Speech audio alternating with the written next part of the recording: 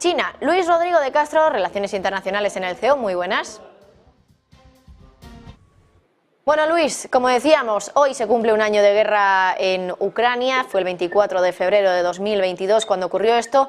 Entonces decíamos que muchos pensaban que iba a ser una guerra rápida. De hecho, yo creo que se hablaba de guerra relámpago incluso, ¿no? Me parece que ese era uno de los conceptos que se decían entonces, pero vamos, relámpago de relámpago nada, porque ha sido un año.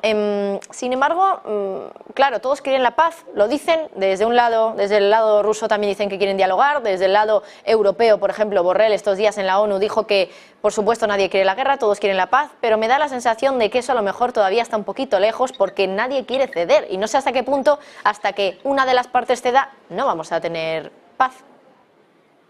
Sí, empiezo un poco con lo que planteabas, ¿no? Es verdad que cuando se produjo la invasión, pues parecía que esto iba a ser cosa de 72 horas, una semana como mucho.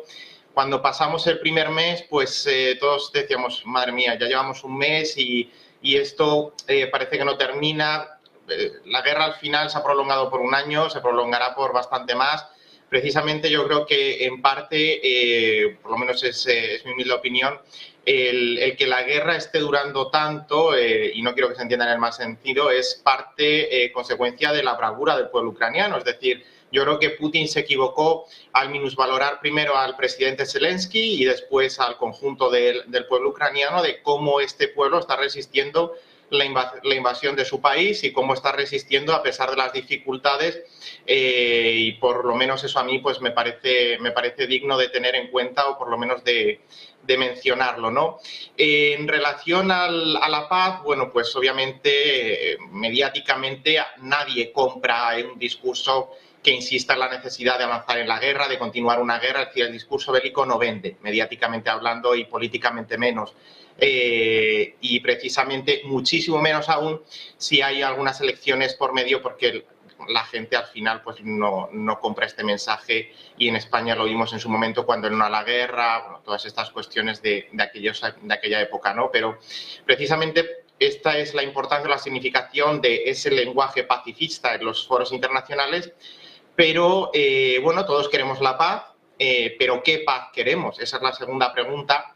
¿Qué paz queremos y hasta qué punto o en qué grado estamos dispuestos a ceder para conseguir esa paz? Obviamente, yo no dudo de que nadie quiera proseguir la guerra. Bueno, creo que alguno en el Kremlin podría estar deseoso de continuarla, pero más allá de eso, ¿qué paz queremos? Es decir, ¿o qué paz estamos dispuestos a conseguir? Porque, claro, en Rusia es muy difícil alcanzar una paz que suponga, por ejemplo, que Rusia aparezca como la perdedora.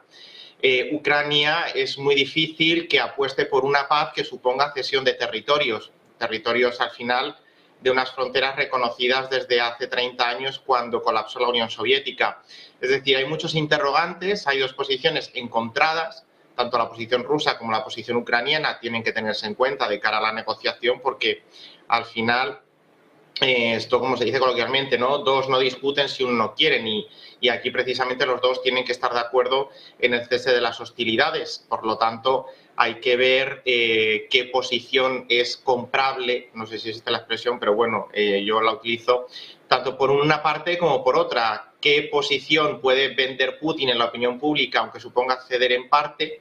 Y qué posibilidades hay de que Zelensky pueda hacer lo mismo en Ucrania. Así que es verdad, en una negociación, precisamente por eso es una negociación, porque nadie pierde del todo y nadie gana del todo. Es decir, es un, entre comillas, win to win, pero siempre en algo se va a perder para que se pueda ganar en todo lo demás. ¿En qué se cede? Pues es el gran escollo que tenemos y que precisamente tiene que ver con el estatus territorial.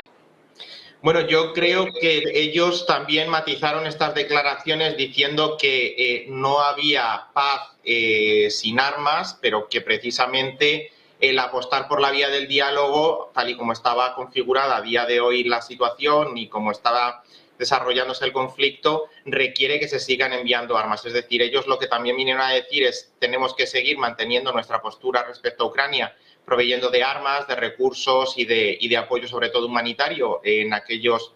Hay que recordar que, según las estadísticas, unos 9 millones de personas han cruzado las fronteras de la Unión Europea desde Ucrania, con lo cual eso también, el esfuerzo que estamos haciendo los Estados miembros, sí que es verdad que Polonia y los Bálticos lo están haciendo mucho más por la cercanía geográfica, pero bueno, todo eso debe seguir, o por lo menos es lo que Stoltenberg y Borrell, creo que también la presidenta de la Comisión ha ido por esta línea, pero eso no excluye que se pueda dialogar. De hecho, se ha dialogado con Turquía como mediadora a lo largo de estos meses, se han conseguido acuerdos como ese que facilitaba la exportación de grano desde Ucrania. Precisamente es uno de los puntos también que menciona el acuerdo chino, ¿no? El facilitar o el garantizar el suministro de alimentos para evitar crisis humanitarias en regiones mucho más sensibles y más vulnerables a estas cuestiones. Pero en relación a la provisión de armas, yo, tal y como lo expresaron, creo que bueno, pues Europa y Estados Unidos deben de seguir, porque tampoco pueden ahora dejar en la estacada a Ucrania después de un año, porque precisamente si Ucrania, lo decía al principio, ¿no? Es verdad que Ucrania, mucho del mérito de que la guerra no haya sido esa guerra relámpago y que Ucrania se hubiera desmoronado en 3 días, se debe a la bravura del pueblo ucraniano, por supuesto que sí, pero también en los recursos que la OTAN, no la OTAN como tal, sino los estados OTAN han estado suministrando a Ucrania en cuanto a armamento, ayuda económica, apoyo moral, visitas de los líderes a Kiev, visitas de Zelensky a las capitales europeas. Es decir, todo esto supone también, en la práctica, ha sido balones de oxígeno que han permitido a Ucrania sostener este conflicto, con lo cual eso yo creo que hay que tener esa variable presente de que el continuar con esa defensa del territorio ucraniano no excluye, y por supuesto creo que no debería excluir, la posibilidad de la mediación, del diálogo y de la intermediación de todas aquellas partes que se quieran ofrecer. Creo que hasta incluso el Vaticano llegó a ofrecerse como mediador, y creo que hasta el propio Papa dijo que estaba dispuesto a viajar tanto a Kiev como a Moscú, si con eso servía como puente de alguna manera para la consecución o la facilitación de un acuerdo. Bueno, pues veremos, porque desde luego que después del plan de paz que ha presentado hoy China, que ha sido un poquito polémico, a lo mejor, bueno, por la parte de Estados Unidos estoy segura de que no, porque ya han dicho que no les parece un plan de paz, eso también lo han dicho desde Europa, pero bueno, es una manera un poco de encaminarnos hacia ese terreno de negociaciones. Luis Rodrigo de Castro, Relaciones Internacionales en el CEU, muchas gracias. Muchas gracias a vosotros, buen fin de semana.